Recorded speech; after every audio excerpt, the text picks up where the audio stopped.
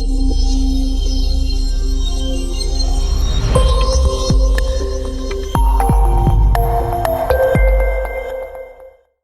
there, it's Derek Cummings again from South Wales, another winter's day, it's middle of January. But today I'm going to talk about oxygen. Many of you will never use oxygen. I've been COPD for 32 years now. I've used oxygen for coming up for 7 years, and so things have changed an awful lot since the beginning. I was talking to one guy, he was telling me about his grandfather. He was in bed for 8 years. He had a big oxygen bottle by the side of his bed, and he couldn't really move, just about go to the toilet, couldn't go out. He was stuck in bed till he died 8 years later. What a life, eh? But now, well, we will live longer because we can exercise, helps us to live longer, get less infections, but also we can enjoy life. I go everywhere. There's nowhere I don't go. I go on holidays, I go to restaurants, I go absolutely everywhere, and there are several ways of providing oxygen. There's liquid oxygen. I've tried liquid oxygen. There's also the portable ones. This is the portable one. We put it to a pack. Nobody knows. Well, they do know what it is because they've got a candle on your nose, but they're not actually visible as this unless you want it to. I do sometimes. And we also have other machines like this. Okay, this is the main oxygen machine. It converts the air into very much stronger oxygen, and I get my flows from either this machine or the one upstairs. They're both exactly the same. It just means I can have oxygen whenever I need, when I'm around the house, without any worry about ordering it. I have a big bottle in case of the electricity supply breaking down. Okay, how did I get on oxygen? I'd had it for a very long time, and I had an oximeter, and I knew that my sats shouldn't go below 88%. So I insisted on walking for a mile or two a day, very slowly, but I did it some years ago.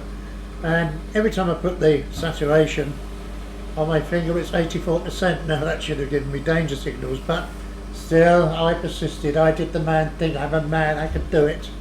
So I kept going, and I went on a lovely country walk up and down Val.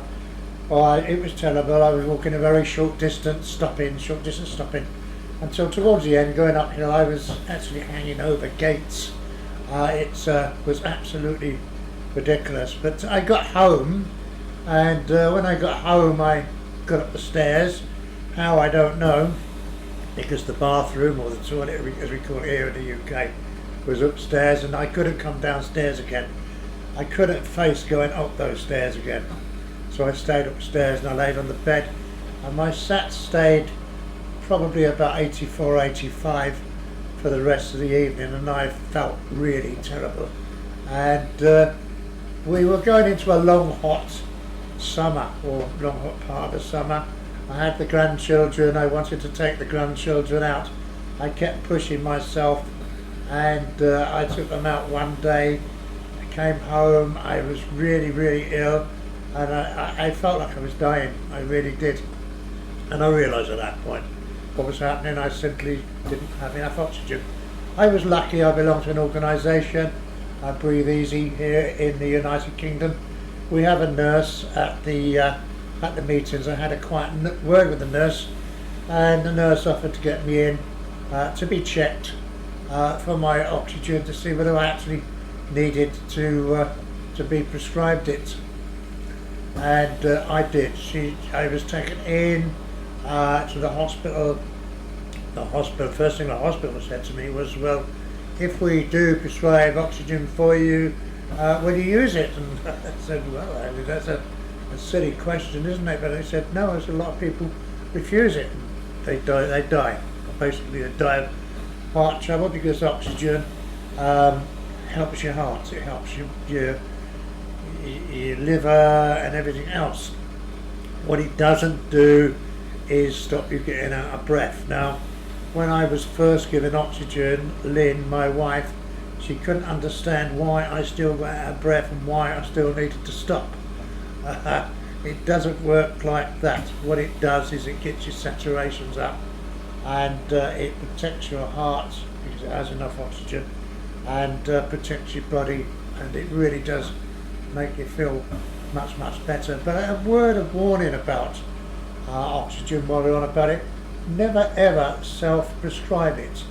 Never decide to go and get some yourself by whatever means because you think you need it. Because if you get it wrong, I mean, one, you could be a retainer, and retaining carbon dioxide, CO2, is more dangerous than not getting enough oxygen. You could really be in some very serious trouble. Getting too much oxygen also puts you into very serious trouble.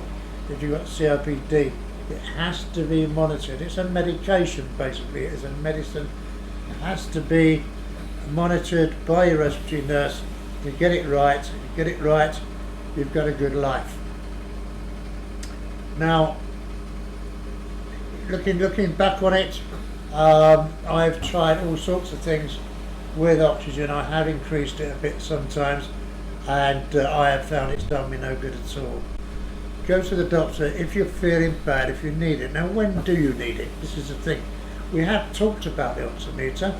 I've spoken to you about it, and basically when your saturation levels are below 88%, then your heart and everything else is in danger of starvation of O2, and you have to have supplementary oxygen. A lot of people sleeping. Some people, they only have oxygen when they're sleeping because their oxygen levels go down very low sleeping. I have to have it sleeping because when I'm sleeping my oxygen levels can go down into the 70s. Sometimes they don't. Sometimes they will stay up into the high 80s or even to the 90s. A lot of the time they drop down to the 70s. So I have to have oxygen to make sure that I'm okay. And you soon know, if you keep waking up every hour, I would go and get your oxygen levels checked and see how you're doing. Guaranteed low that you will get your life back with using oxygen if you need it. With me it made a huge difference. It meant that I felt better. I no longer felt like I was dying. I've gone, as I say, 6.5, 7 years using oxygen. It means that I can go to the cinema, I go to restaurants, I go on holidays. I've got a mobility scooter. I go into town. In fact, I go everywhere. Now, you do get some people looking at you. Some people won't use oxygen because they think, well, you know, I don't want people to think, you know, I'm incapable or whatever. You know, there's lots of reasons people won't wear oxygen. I don't worry about other people. Other people don't matter. They don't matter to me at all. What matters is me. I matter. I'm the one that matters. I'm the one that's ill. If they don't like it, they can go and toodle off. But in reality, do you know, the young people, they take absolutely no notice of me with oxygen at all. It's almost as if they don't recognise it. It's the old people that are my age are the ones that stare and look, if any of them do. And do you know what I do? I just stare back at them. You know, I do. And they look, and I just keep staring, and, you know, and that's it. They stare away. But these people that do that, they're the same people that will stare at anybody with any disability. They're just rude people. So, you know, don't worry about rude people. You won't get many of them. Most of them is nice. Now, here's another little tip with children. Children will obviously sometimes look and they'll go like that, you know, and or they'll just look up, and, you know, and I'm always really nice to them. I look at them and they smile, and normally, obviously, one of the parents is there. It's normally the mother, and I go, oh yeah, I say, that's my moustache, and they break out and they grin, they laugh. The mother laughs, breaks the ice, you know. I've only had one person come up to me and say, why do you have oxygen? And I've told them, and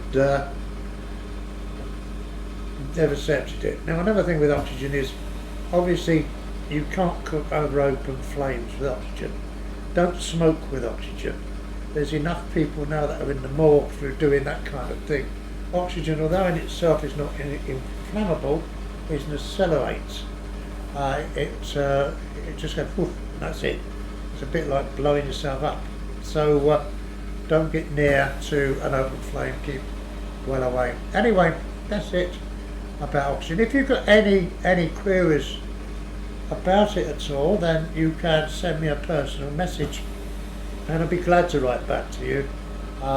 You know where I am, you know where my sites are. Just send me a personal message and I'll get back to you. Anyway, that's it for now. I'm off. I've talked to you enough for now. Bye bye. That was a short bye. I'm back again already, aren't I? Okay, so let's get back to oxygen. If you know your saturation levels are below 88 at any time, whether it's mobility, walking about, or just sitting around, then please go and see your specialist, point it out, and you will be given a walk test. The walk test will actually define whether you need oxygen or not. As you're doing the walk test, you'll have an oximeter on, and then they'll stop you if it's getting too low. They'll give you a little bit of oxygen, say 2 litres.